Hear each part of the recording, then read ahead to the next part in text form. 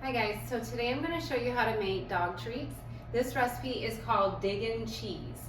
So this recipe calls for half a cup of shredded cheddar cheese, 2 tablespoons of softened margarine, 1.5 cups of whole wheat flour, and half a cup of milk. So your ovens will already be preheated for you and it's at 375 degrees.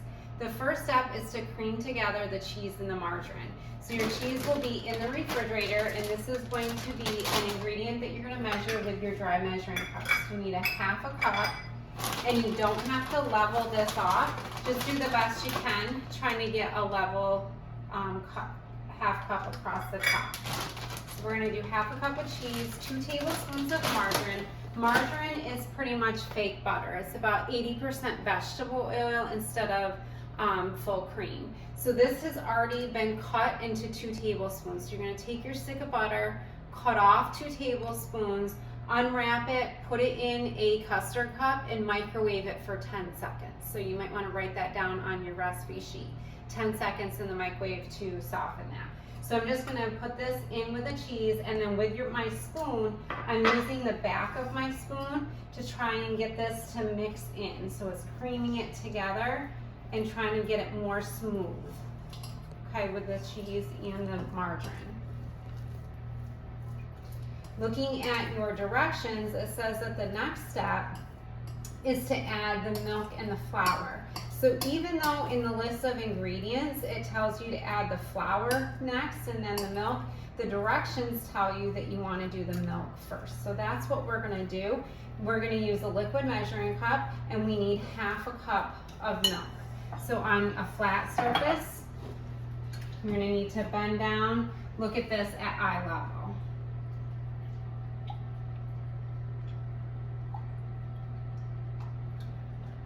Okay, and then we'll add that to our mixing bowl and we'll stir this in.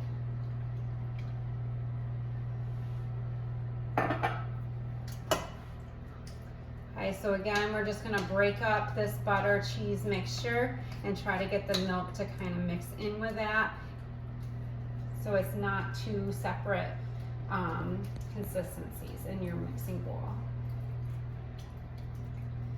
Okay, so once you have that mixed in a little bit, then we can add the flour. And the flour is going to be whole wheat flour instead of the all-purpose flour that we usually bake with in class. So your flour will be in a Ziploc bag, and we need to use the dry measuring cup. We're going to use 1.5 cups. Okay, so that's broken up a little bit. I'm going to start with my 1 cup. I'm going to keep it up so that it's overflowing, and then with a knife or leveler, tap it once and level it off. So there's our 1 cup, and here is our half cup.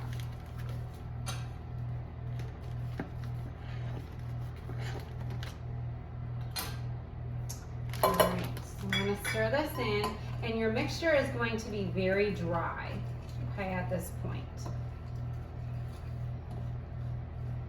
Okay, so we're going to keep stirring, and eventually you're going to use your hands on this mixture to get it into one big clump of dough. So when you're stirring this, to try to get it to mix in a little better, kind of using the back of my spoon to push down on it to get all this flour to mix in a little bit better. When it gets to the point where you can't really do much with it anymore, then we'll use our hands.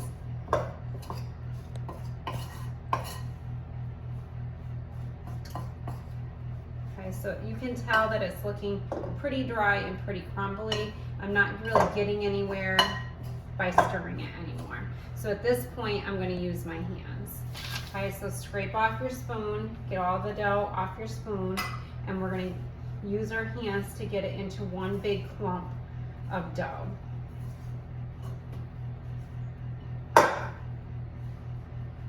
And just kind of keep squeezing it to try and get all that flour to mix in.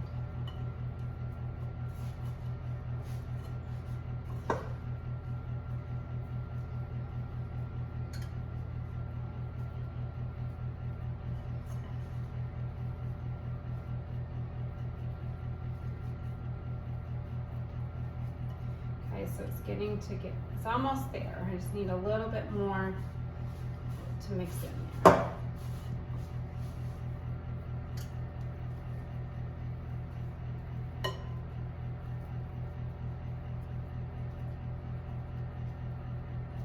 All right, so at this point, I'm gonna set my bowl aside, and we're going to be taking a piece of parchment paper and putting this on your counter.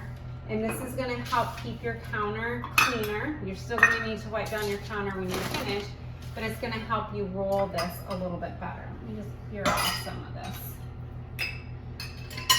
So we're gonna put your dough in the center, and using a rolling pin, we want to flatten this dough out till it's about 1/4 of an inch thick. So when I'm rolling, I'm putting my hands right on top of the rolling pin, and I'm kind of working this dough in a variety of different directions. I'm moving my body to get it to roll out in different areas.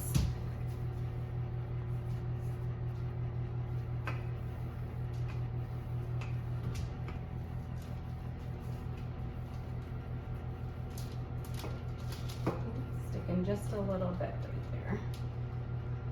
You have to add just a little bit of flour to that if it gets too sticky.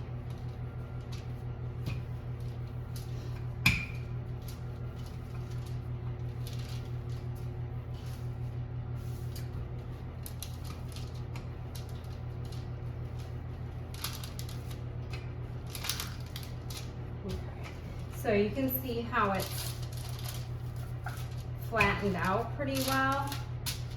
And then I'm gonna use my biscuit cutter to cut out this dough. So I'm going to push down and kind of jiggle it back and forth a little bit to cut through the dough. And I'm gonna cut them out and put them right on a cookie sheet that has parchment paper on it. So just like with our other labs, when you're using parchment paper on a cookie sheet, you don't have to wash your cookie sheet when you're finished. It'll help save on the cleanup. Okay, so you can put your dog treats really close together. These aren't gonna rise in the oven like cookies would. So you can put them really close together. And we're trying to get as many dog treats cut out of this dough as possible. So when I'm done getting as much out of this section, I'll scrunch it together, roll it out again, and keep cutting until I'm pretty much out of dough.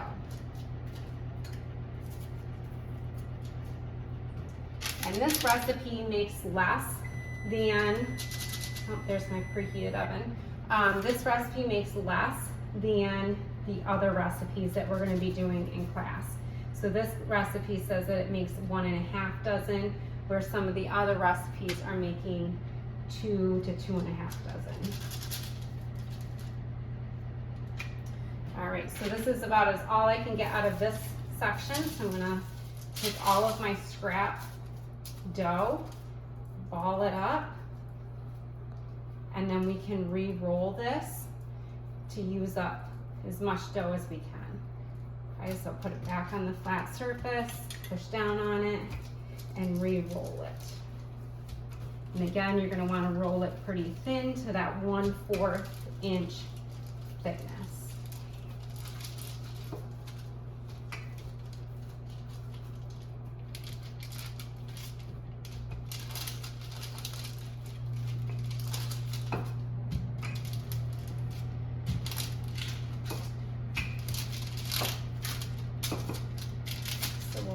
Out.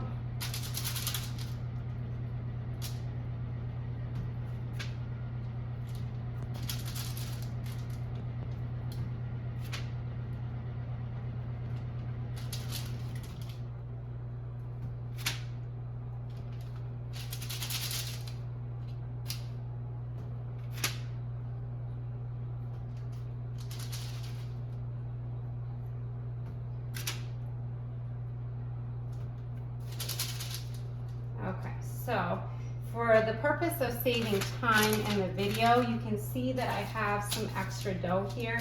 I can keep rolling this out and keep cutting it out, but you kind of get the point as to what we're doing. So at this point, when you're finished and you have all of your dough pretty much used up, it's cut out, it's put on the cookie sheet, you're gonna pop these in the oven It takes about 30 minutes for these to bake, so you're gonna set the timer for 30 minutes.